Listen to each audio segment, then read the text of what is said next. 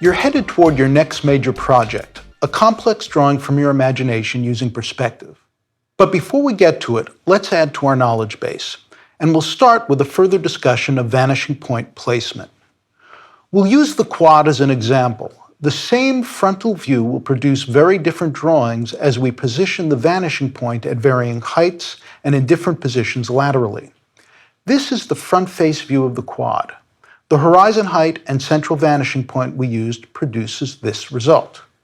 Leaving the front face but elevating the horizon gives us this view, and lowering it, this one. Moving the vanishing point to the left gives us this, and to the right, this. Though all 5 of these share the identical front view, they look markedly different. And that's all tied to the vertical and lateral placement of the vanishing point, so it's an important choice. So far, we've drawn rectilinear forms in perspective. Let's take a look at how we can draw curvilinear forms using the system. Objects, like these tin cans with a circular end parallel to the picture plane, will appear truly circular. Here, they're shown lined up horizontally, but it would be much the same thing along a vertical axis, so circles parallel to the picture plane don't pose a problem.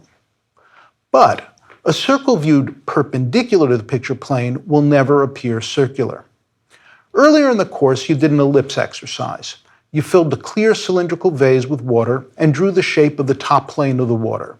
Then you repeatedly poured off an inch or 2 of water and successively drew the new shape. This exercise is designed to bring out a crucial recognition about the relationship of circles that are perpendicular to the picture plane and their relationship to eye level. The shape of the top plane of water in a cylindrical vase is a circle, but viewed perpendicular to the picture plane, that circle will appear as an ellipse. There's one exception. You may have noted that at eye level, the ellipse was reduced to a single horizontal line. As the ellipse diverged from eye level, either up or down, it got progressively fatter the greater the distance. Below eye level, the front edge of the ellipse became more and more of a smile. Above eye level, more and more of a frown. If we could have rotated the vase 90 degrees without losing the water, we'd have seen the same thing. The circles that centered in our line of vision would look like a single vertical line. As we diverge from the center, the circles would become progressively wider ellipses as their distance increased from our central line of vision. So, let's draw some ellipses. As we saw in an earlier lecture, we can use a square and its armature to construct a circle. Ellipses are circle relatives, and we can draw an ellipse in a non-square rectangle. Cross the diagonals, then draw the horizontal and vertical center lines. And we have 4 points to use as guides. The ellipse's widest point should touch each side of the rectangle at its center point. The circle and ellipse share the quality of being continuously curvilinear, but on a circle, every point on the circumference is equidistant from the center. On an ellipse, every point in each quadrant is located at a unique distance from the center. Both evidence a high degree of symmetricality. This echoes the symmetricality of the underlying rectangle. A square is vertically symmetrical, horizontally symmetrical, and its horizontal half is identical to its vertical half. The circle shares this. A non-square rectangle is vertically symmetrical and horizontally symmetrical, but the horizontal and vertical halves are not. And ellipses share this: vertically symmetrical, horizontally symmetrical, but the vertical and horizontal halves are not equal. Though, like the underlying rectangle and circle and square, all quadrants are equal. The ellipse's center lines are termed axes. They're referred to as the major or long axis and the minor or short axis. The major and minor axes meet at a 90-degree angle in the ellipse's center. These principles govern all ellipses, whatever their size, shape, or position in space. They fit neatly into rectangles. They're symmetrical along each axis. Their quadrants are identical. Being aware of these attributes helps in drawing them. To get started, draw 4 different rectangles with simple internal armatures. Then draw each rectangle's ellipse. Here are some tips. Make sure you're touching the proper points. You may find it helpful to rotate the page as you draw. That's also a good way to refresh your point of view and check proportions. Make sure to check the rounding at the end of the long axis. It shouldn't be pointy. And check for flattening of the long curves of each ellipse. It should be continuously curving. Symmetricality is vital. Use the negative shapes in the rectangle as aids. They should be identical. If you get stuck, make a tracing of the ellipse and rotate the tracing above the original drawing. That'll provide a read on symmetry. Now, there's several mechanical ways to draw a perfect ellipse, and while they have applications in many fields, they're not practical for most of the drawing we do. But if the subject interests you, you'll find explanations in many books on perspective and online. So far, we've discussed the flat ellipse. As we noted earlier, certain shapes are ambiguous. They can appear flat, parallel to the picture plane, but they can also appear dimensional, angled to the picture plane. Ellipses, like trapezoids and parallelograms, fit into the ambiguous category. An ellipse could be the shape of a mirror hanging on the wall, or the shape of a serving platter seen directly from above. Both of these are flat shapes parallel to the picture plane. In contrast, it could be the shape of a car's tire or a round table seen at an angle, both objects representing a plane receding in space. We have many circular things around us: cups, plates, bottles, clocks, tires, coins, etc. All are measurably circular, 360 degrees, but we rarely see them as circles. Most of the time we see them foreshortened as ellipses, so learning to draw ellipses is very useful. As we've seen, a circle fits into a square, and a flat ellipse fits into a rectangle.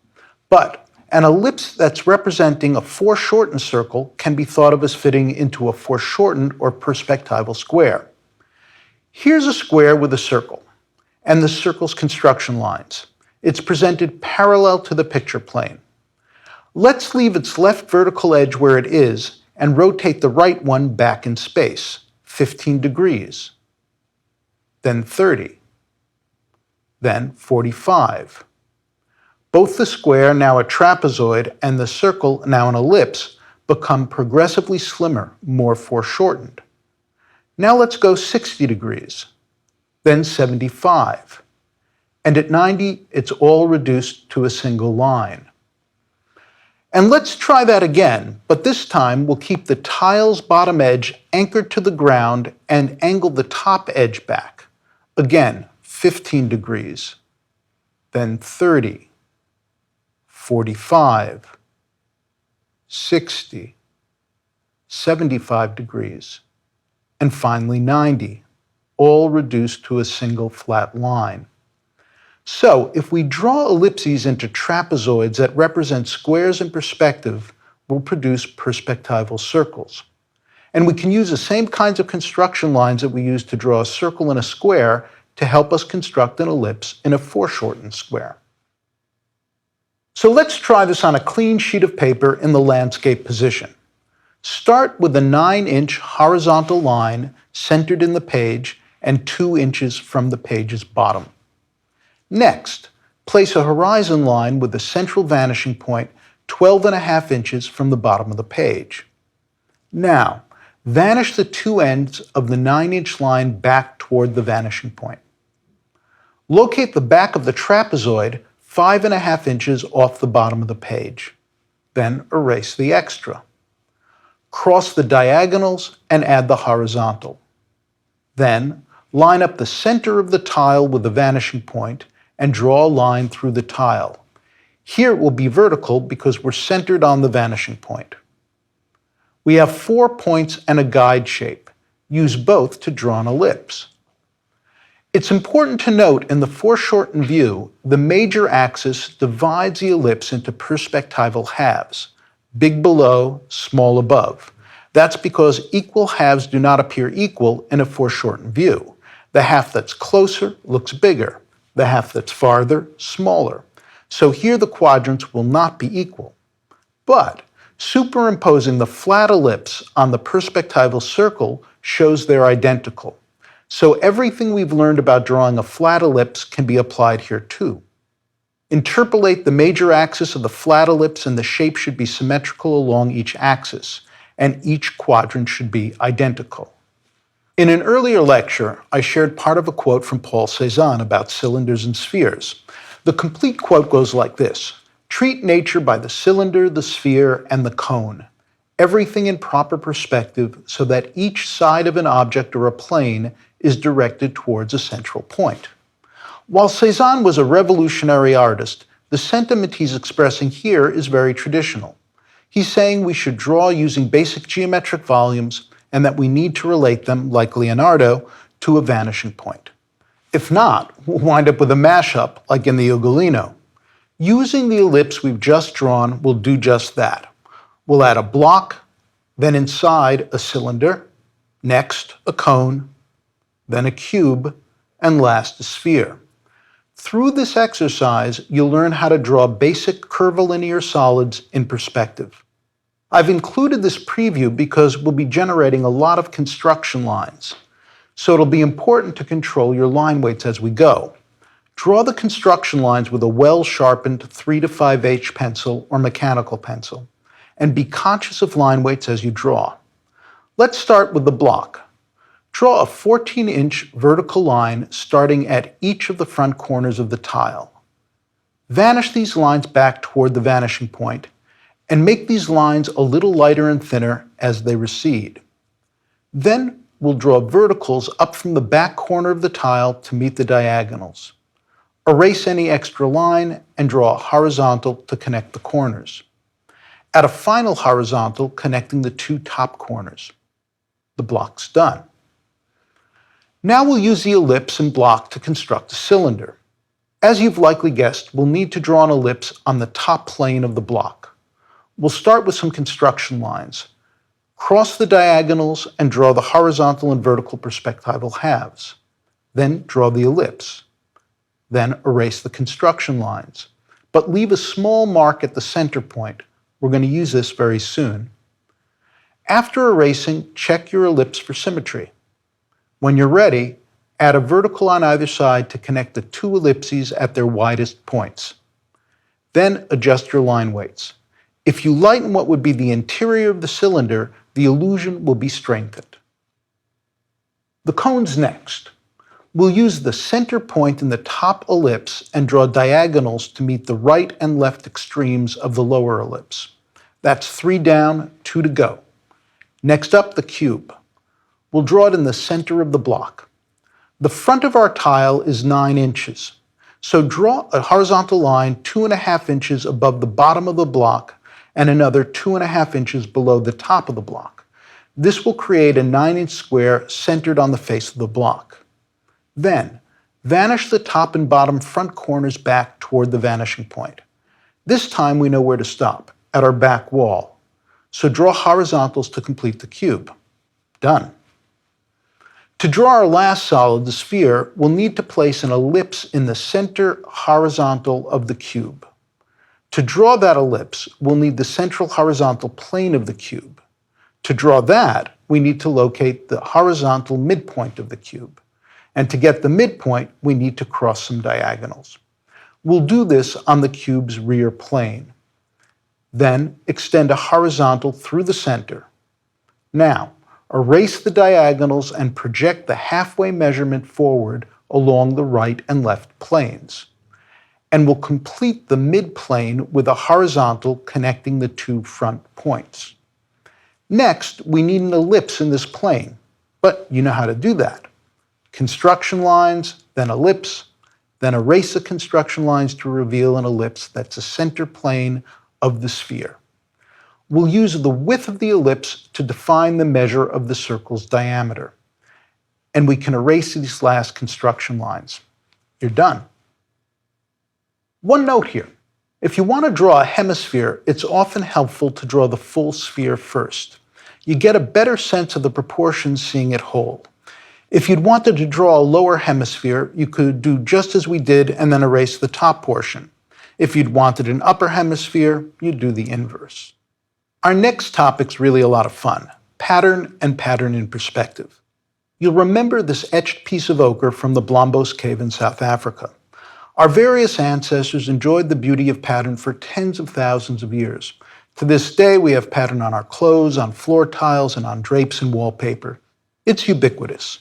With the advent of perspective, artists found they could adapt pattern to perspectival grids, like the ground plane in Raphael's School of Athens, or the pattern in the Piazza San Marco, or in Antonio Lopez Garcia's drawing, or this tour de force of pattern by Jan van Eyck. By the end of this lecture, you'll have a good idea about how you go about doing something like this. Even the Simpsons kitchen gets adorned with a pattern, though a much humbler one than in the Van Eyck. Beyond its aesthetic appeal, one of the reasons artists use pattern is that it acts like cross-contour. It makes planes take on spatial orientation, makes a ground plane sit down, and a wall, well, feel like a wall. There are three main reasons for this. We discussed them earlier when we identified the principles that contribute to the illusion of three-dimensional space on a two-dimensional surface. First, patterns repeat units. In perspective, they diminish in size, a clear depth signal. Second, the pattern either has or infers diagonals, which create spatial depth. And third, a pattern wedded to a perspectival grid exhibits foreshortened shapes. So patterns in perspective do a lot of work. Patterns are subject in and of itself. There are many fine books that provide instruction and analysis at great length. Patterns can range from highly repetitive and regular to extremely varied. Here we'll look at some of the basic ways we can generate patterns. It becomes very complex very quickly, even with a couple brief moves. But I think it'll stimulate your imagination.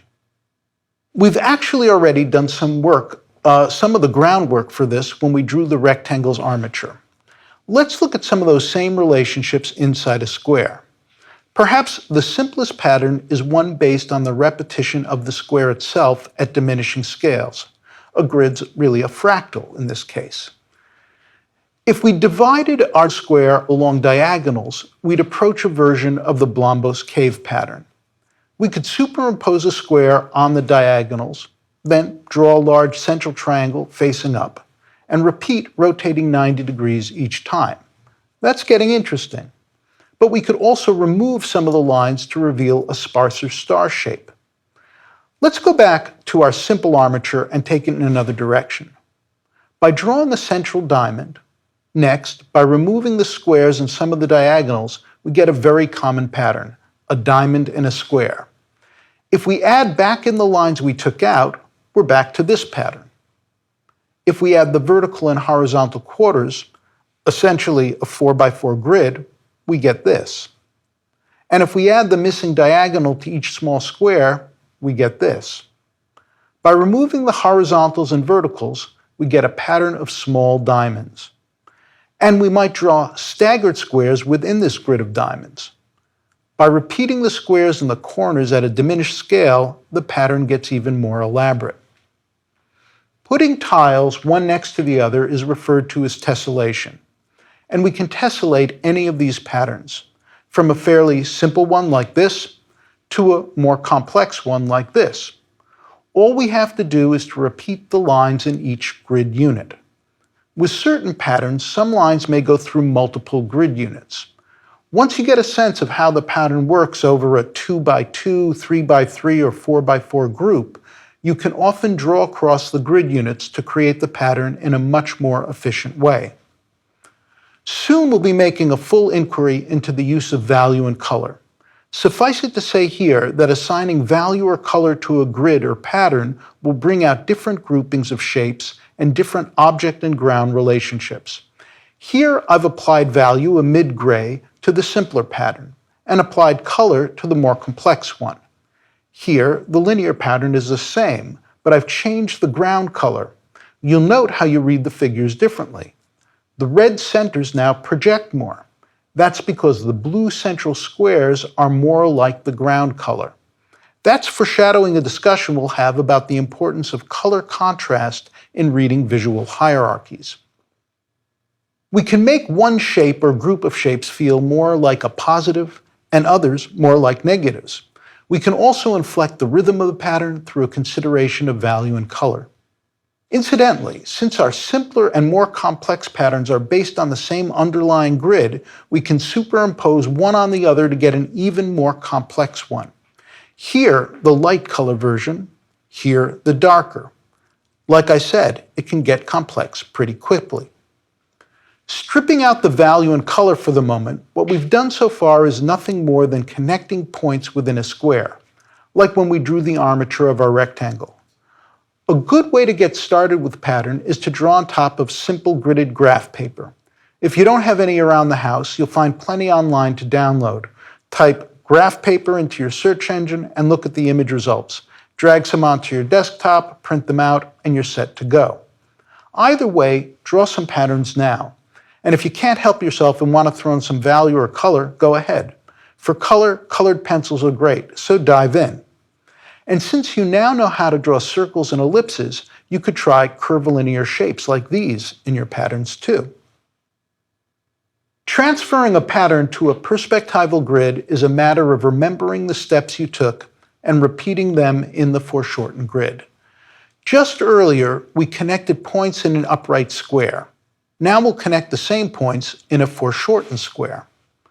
For the simpler pattern, I'll use 4 grid units as construction lines to draw the central diamond in the pattern. I note that the diagonals of the diamond will extend over multiple grid units. This means I don't have to draw each diamond individually. Instead, I can draw long diagonals cutting across underlying grid.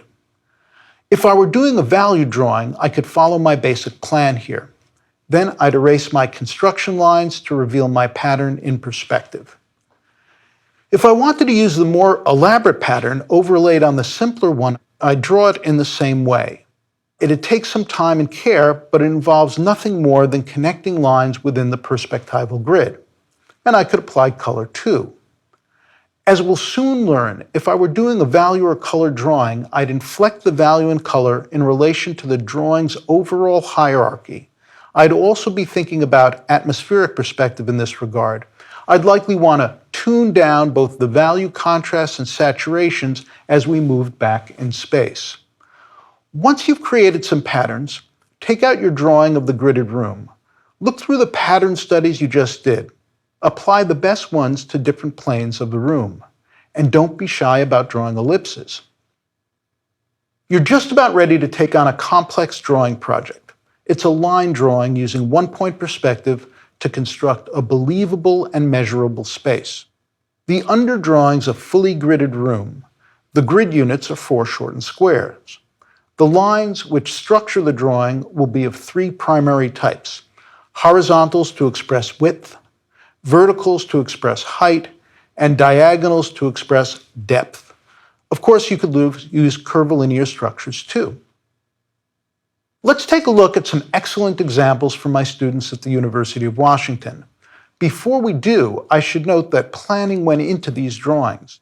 We used small gestural compositional studies to move through compositional ideas before starting the larger scale drawings.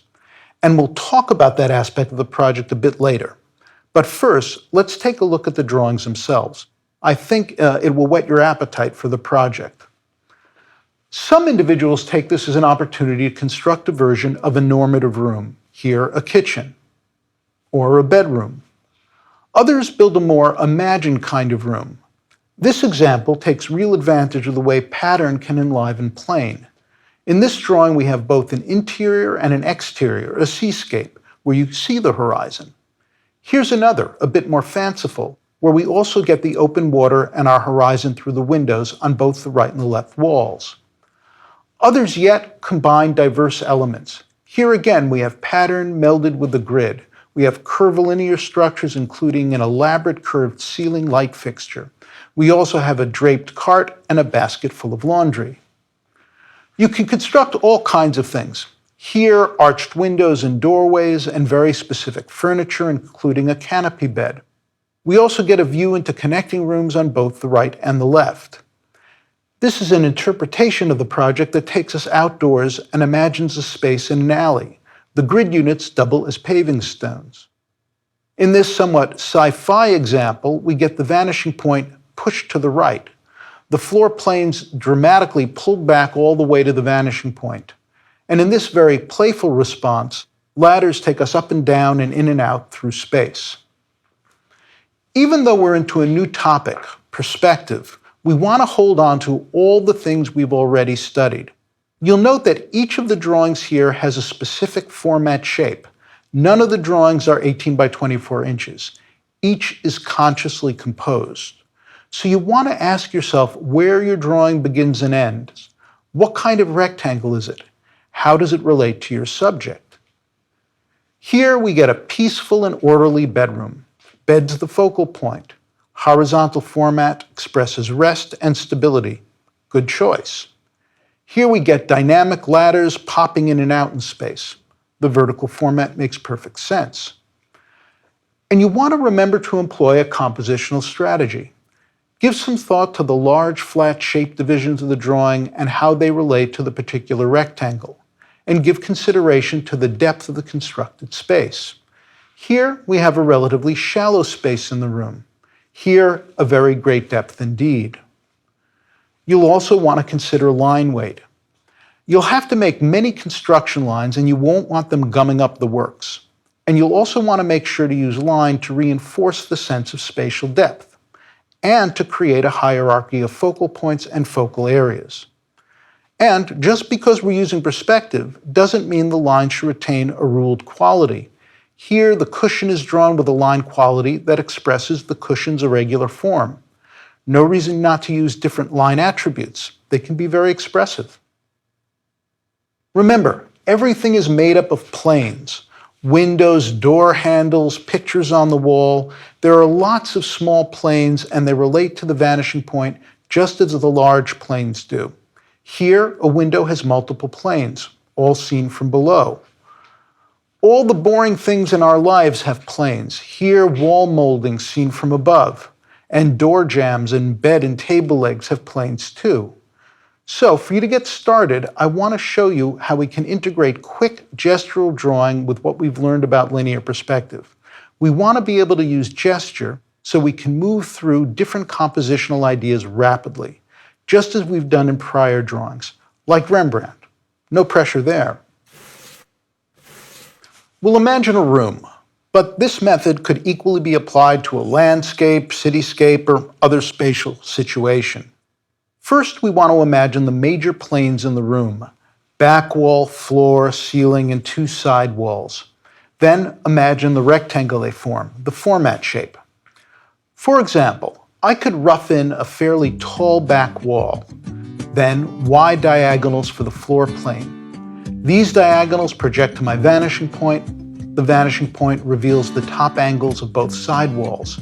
At this point, I could begin to approximate the shape of the drawing itself. You'll notice I'm thinking perspectively, but I'm drawing gesturally.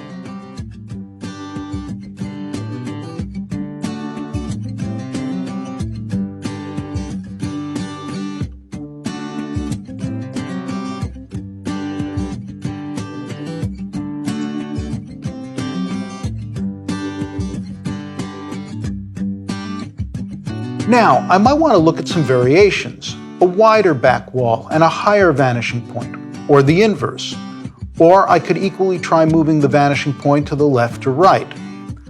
While I'm doing this, I'm thinking more about the specific room. I could add a window or two, the horizon, some trees, a doorway, a carpet, a ceiling fixture, a lamp, a bookcase, a painting hung above the bookcase, molding on the walls, and maybe a desk in the middle of the room. And on the desk, a laptop, a trash can, and a stool by the desk. And I'd begin to think about my grid unit. In the last drawing, we moved from the ground line back into space. You could equally start at the back wall. Ask yourself how high the horizon is. Is it 3 feet, 6 feet? That's the viewer's eye level. Once you've made this determination, you divide the vertical distance between the horizon and the edge where the wall meets the floor into this number of units. That's your scale. Do this freehand, gesturally. Doesn't have to be perfect. You'll work out the specifics when you scale up. You can also divide the bottom edge of the back wall into these units and project them forward to the ground line using the vanishing point.